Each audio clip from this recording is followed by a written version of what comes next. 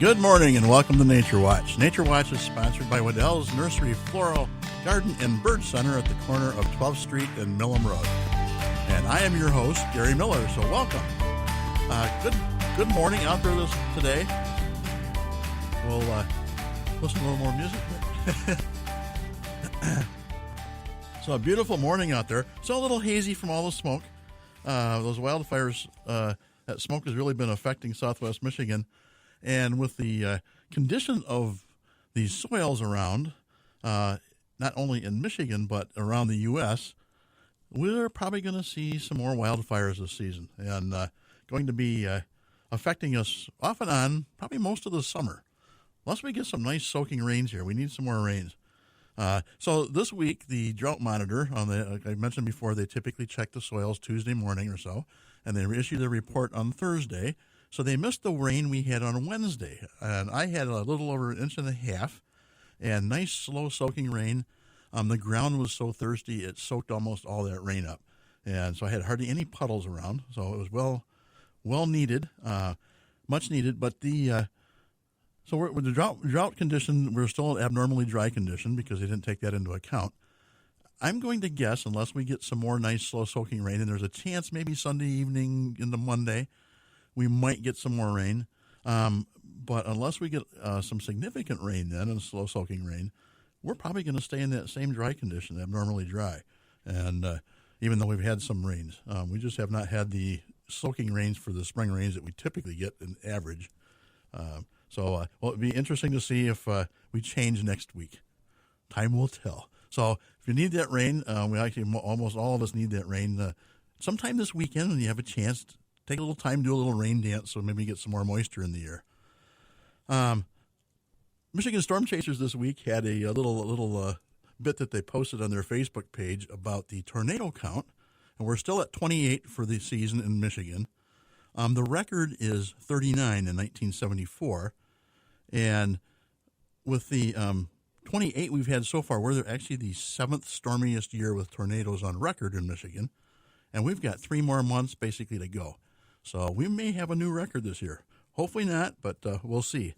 I did see a Baltimore Oriole a couple of days ago at Waddell's, and sort of flying back into one of the trees towards the backside of the store property. It looked like it might have been a younger male, so it didn't have the full bright orange color, but it was definitely a Baltimore Oriole. So interesting to see. Some neat holidays. So today is actually National Trails Day, and that's typically observed the first Saturday in June. So help people recognize your local, state, and federal trails.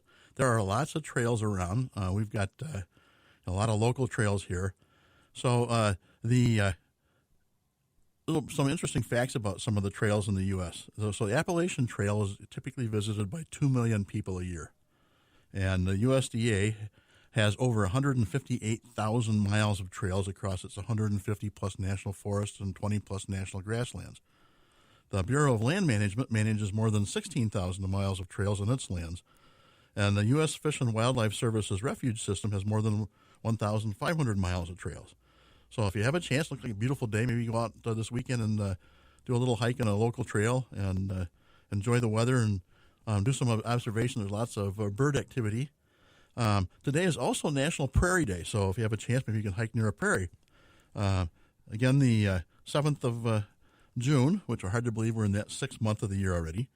And so we've had originally we had some prairie here in southwest Michigan, and a lot of that prairie has disappeared. We are down to about 1% of the original North American prairies that are still in existence. And so tallgrass prairies once covered over 142 million acres in the U.S. Over 100 different plant species can be found in prairies of less than 5 acres. So a very diverse environment. Typically you don't think of that as being that big diverse environment, but they are. There are lots of different plants that have actually adapted to that prairie growth. Before Europeans arrived in North America, American prairies supported over 60 million bison. So it's hard to imagine that many bison. You see the old reports of herds of bison that were moving for days, it seemed like, because there were so many of them. So some interesting bird sightings in southwest Michigan the last couple of weeks. Last week, so a little over a week ago, there was a blue grosbeak that was sighted in St. Joseph County, confirmed sighting, and then there was also some confirmed sighting this week of blue grosbeak in Jackson County. There's also been a sighting in Berrien County. These are all confirmed sightings of worm-eating warblers. And in Kalamazoo County at Fort Custer, there was a confirmed sighting of a prairie warbler. What's unique about all these birds is that these are species that typically nest south of the Ohio River Valley. So Ohio River Valley is sort of their northern boundary. And so they've moved farther north. When you look at a photo of the blue grosbeak, you can see the family resemblance to the rose-breasted grosbeak. They have that very unique shaped bill. And so something to see, if you have a chance to get out and carry those binoculars with you, you might see some species that we typically don't see here. There's still a few birds migrating, but most of that migration is done. This weekend is also a neat weekend. This is a free fishing weekend. And so today and tomorrow, if you go to the DNR website, you can see all the info, but you can fish, you can ride off-road, so ORV trails, visit state parks for free. They do a couple of these weekends every year, and so this weekend is a free weekend. So if you have a chance to get out and enjoy those facilities, or have a chance to fish, might be a good day to do that, and a good weekend to do that. Some fantastic weather. Also going on today, Waddell's has their tea party. I mentioned that last week. And so that goes from 10 a.m. to 1 p.m. today. So if you have a chance to want to dress up and come out and have some tea, might be a little crowded. I know there was a lot of folks that had already RSVP'd, but be patient and enjoy the weather. Beautiful day out there. Tonight, the Kalamazoo Astronomical Society is having another of their public observing sessions that goes from 9:30 p.m. to 12:30 a.m. at the Kalamazoo Nature Center. And the highlights of tonight are the moon and double stars of spring. This next week, on Wednesday, the Kalamazoo Bird Sanctuary has another one of their birds and online coffee chats. And this month, they are going to be talking to Dr. Doug McLaughlin of the Kalamazoo River Watershed Council and about some of the activities that they're doing. That is via Zoom. So if you go to the Bird Sanctuary's website, you can get that link emailed to you if you register.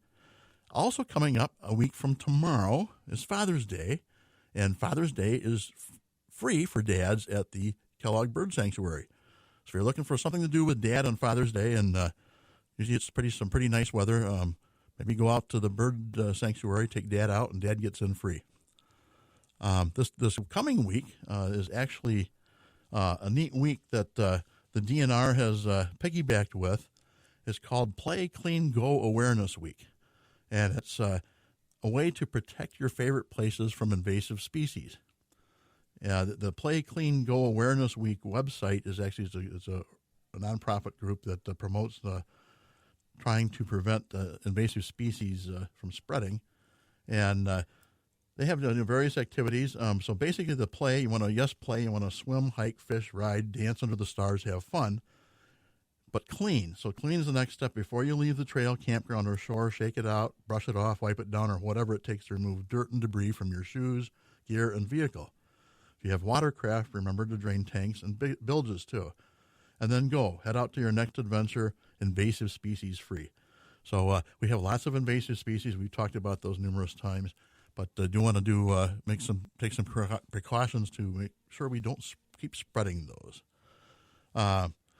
And with that, we'll get on a couple of items. You want to do, maybe we'll do a little quick break here, and then we'll come back. I got some other things to talk about our air quality.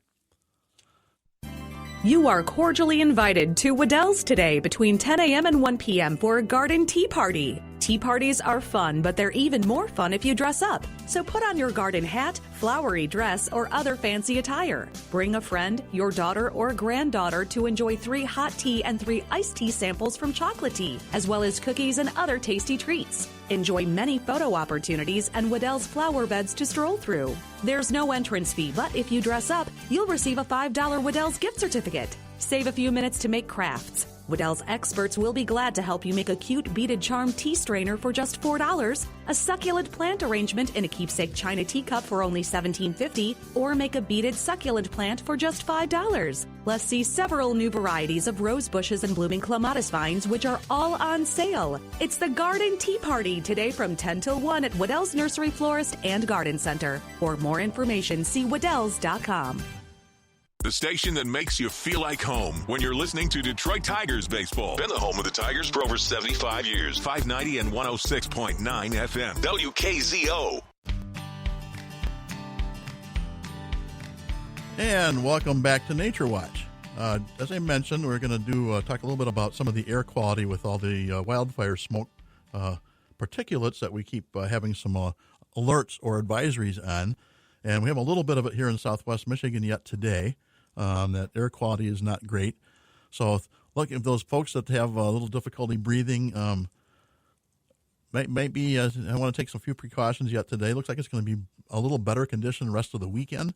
Though it looks like maybe again beginning of the week we may see another rise in those particulate matter from the wildfires, smoke and the smoke from the wildfires.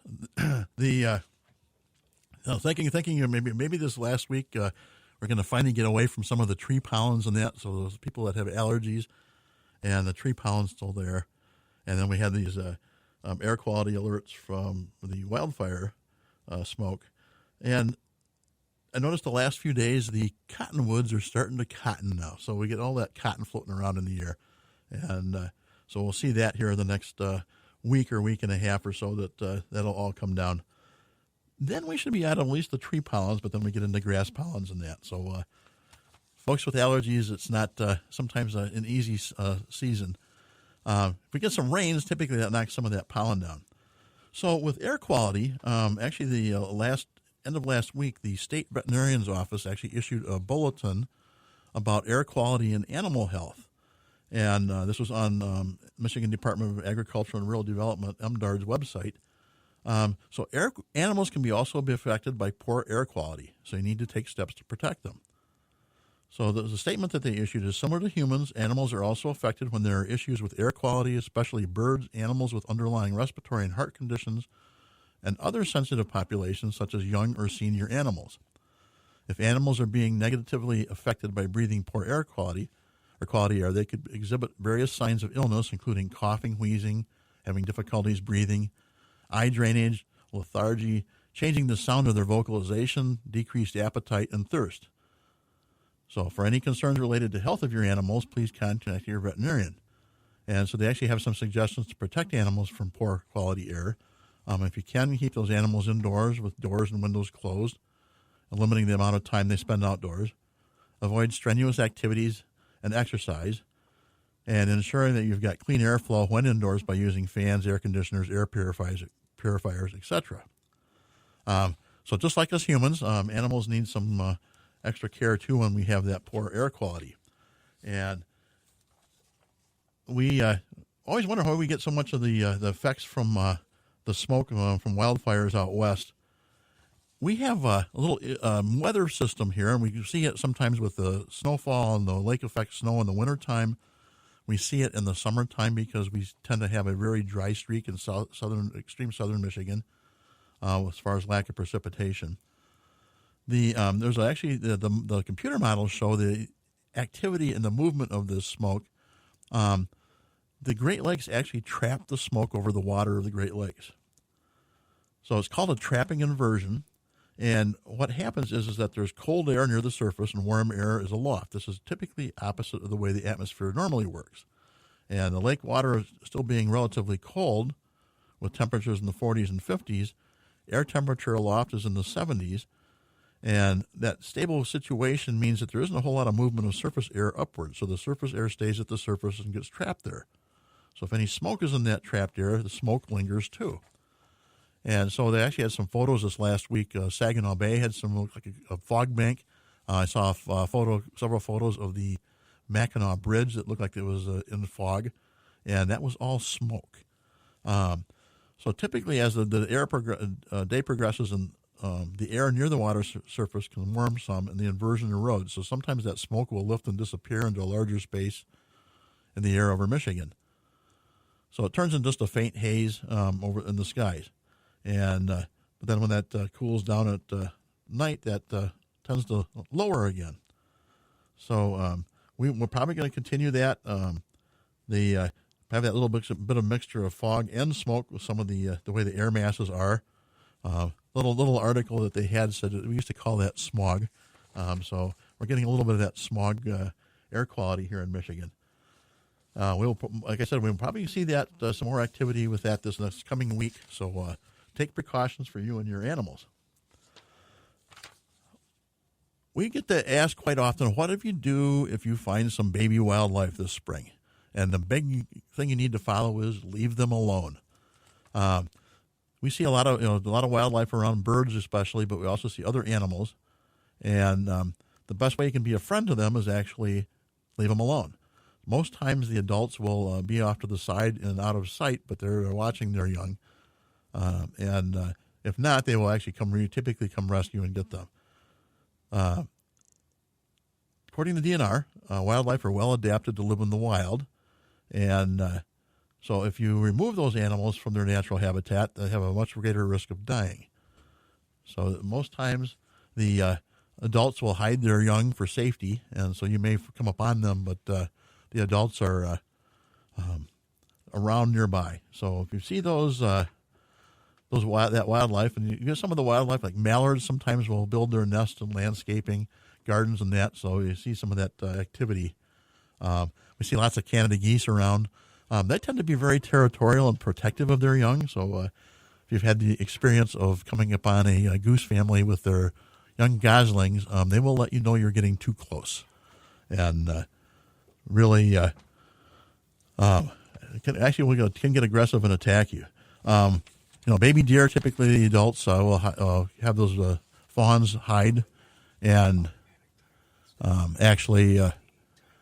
will still be in the nearby, but they will actually protect those. So you hide them in some nice vegetation. So when you come upon those, so give them some space and just leave them where they're at. So we have lots of water around Great Lakes. Welcome, Jim. Hi. So we were doing a little one-man show here sort of this morning. Jim was actually helping do live broadcast of the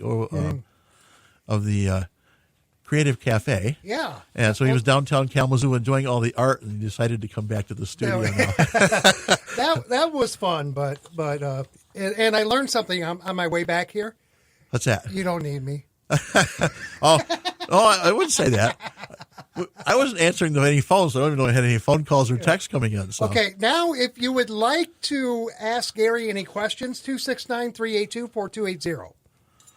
And by the way, before we go any further, thank you, Alan Parrish, for sitting here. Yeah, so Alan was producing. sitting and sort of running the board here, but so I wasn't sure if we had any phone calls or not. I ignore that. Jim always takes care of that. So yeah, well, yeah. So some neat facts about water. So we can usually brag about all the water that we have in Michigan. So some neat facts: you are never more than 6 miles from a body of water. Doesn't matter where you are in the state of Michigan. Maybe a pond, a stream, a lake. 6 miles. Remember that, folks, because that could become a trivia question. It might be. You know. You never know at some point. You're never more than 85 miles from a Great Lake. So you get really hot in the summertime, and you need to get refreshed a little bit. Maybe take a little dip in some water. You're not very far away. Maybe a 6 mile hike max. Yeah. And we have more than 11,000 inland lakes in Michigan. So we always hear about Minnesota and the land of 10,000 lakes. Well, we've got more than 11,000. We beat them. So then that's any body of water that's actually used a size of 5 acres or larger. The top 3 biggest lakes in Michigan are Houghton Lake, Torch Lake, and Lake Charlevoix. And there's some other lakes that are, even here in southwest Michigan that have some really good size. Michigan on the Great Lakes has more than 80 public harbors. So if you're out boating on the Great Lakes, you might want to know where those public harbors are, because those are usually places of safety. We get some of those storms and get some extreme wave activity out in the Great Lakes. There's more than 400 private marinas. Michigan has more than 1,300 public boat launches. So that's on inland lakes and on the Great Lakes. And so when you're boating on the Great Lakes around Michigan shoreline, you're never more than 30 miles from a harbor. So it's something to know when you're out and about and we have that sudden storm that comes up. Safety isn't that far away. So something to know about that. I don't know if we wanted to do a trivia question today, Jimmy. I was pondering it. Why not? And so actually, it's a good segue with what I was talking about because my trivia question has to do with Michigan's shoreline. But I need something to write down the winner. I got it right here because I don't paper there? have the prize winners sheet in here, so I'm going to use a sticky pad. There we go. So Sticky note. the little fact about Michigan's shoreline: Michigan has the longest freshwater coastline in the world. And my question this morning is, how many miles of Great Lake shoreline does Michigan have? Do you need an exact number? So actually, I have two exact numbers. Depends on which agency you do. The one that typically is cited is the information from the USGS, the U.S. Geological Survey.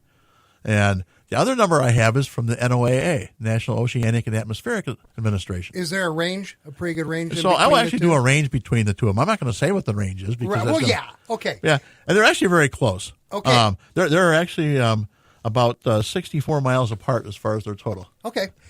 269-382-4280. Repeat the question again. So Michigan has the longest freshwater coastline in the world. How many miles of Great Lake shoreline does Michigan have? First correct caller will get a $20 gift card to Waddell's.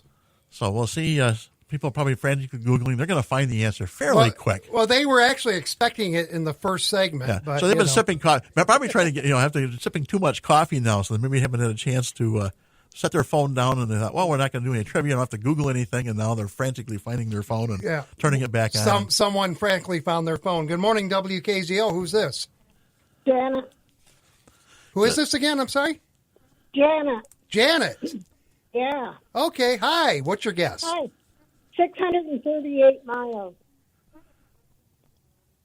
And what was the number? 638 miles. Oh, there's actually that's a fairly good guess, but you're really low. Oh, okay. Yeah. Try again right here. 269-382-4280. Well, again, the trivia question is? How many miles of Great Lake shoreline does Michigan have?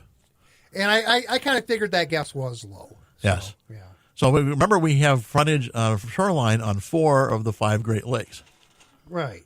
So we'll see if they can Google that. So we have another. Good morning, WKZO. Who is this? This is Jack in Kalamazoo. Hey, Jack. How are Jack. you? Upright and mobile this morning. Oh, I say that all the time. Thankfully, I say that. What's your guess, sir? 3,288. right on the button. Whoa! So Jack's Google search worked. Which button? So that was actually the USGS's number. Oh, okay. The NOAA's number that they have is about 64 miles less than that because they have 3,224 miles.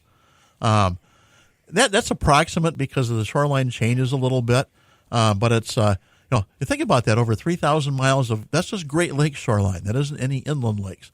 So several years ago, the Geographic Informational System group at the GIS team at Michigan State calculated inland lake shoreline in Michigan. Remember, we have over 11,000 lakes.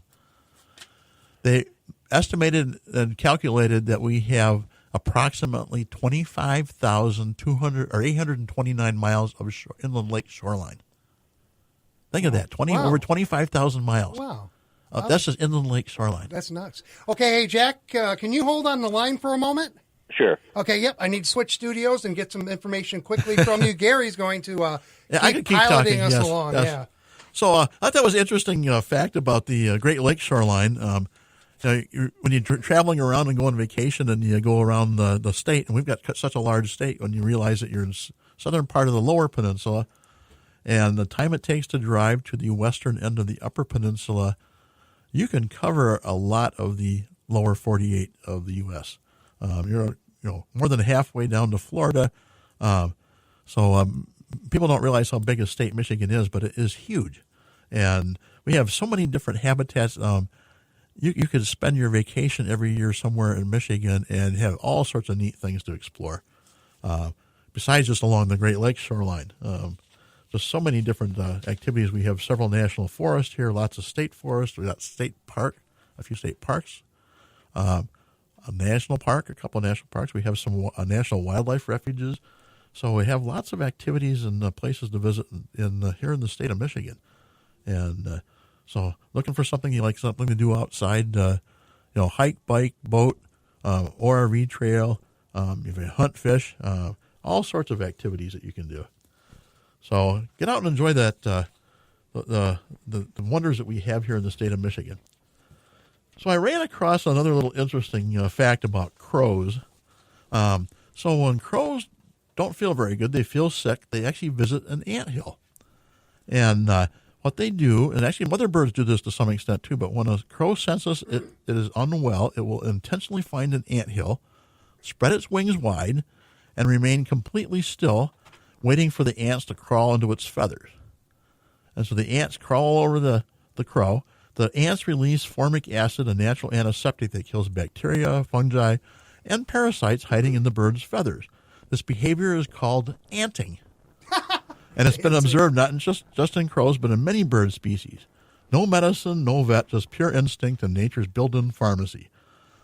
Brilliant reminder that the natural world is full of intelligent self-healing systems. We just need to stop and notice. Wow. I thought that was interesting to see. So if you see this crow or this bird that's looks like they're maybe injured and they're not moving very much, and they're probably getting anted, going through that process of anting on an anthill.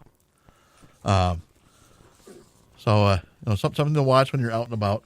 Another thing I didn't have a chance to talk about last week, but there was a pretty big, significant world event over in Europe. There was a huge glacier that basically collapsed. The Birch Glacier had a huge collapse. It finally melted enough and got soft enough, but they had tons and tons of rock and debris, and actually pretty well inundated this whole valley in Switzerland and in the Swiss Alps. And they had some video of it, but sort of unique. They calculated that the ice volume of the glacier was somewhere around 6.7 million cubic meters of ice, and that was in 2016. Mm-hmm. It was about 38 meters thick. They've been watching it. They knew what was happening because the glacier was softening, so they actually had a chance to get and evacuate all the folks in the valley and the little village that got inundated, but also evacuated the animals.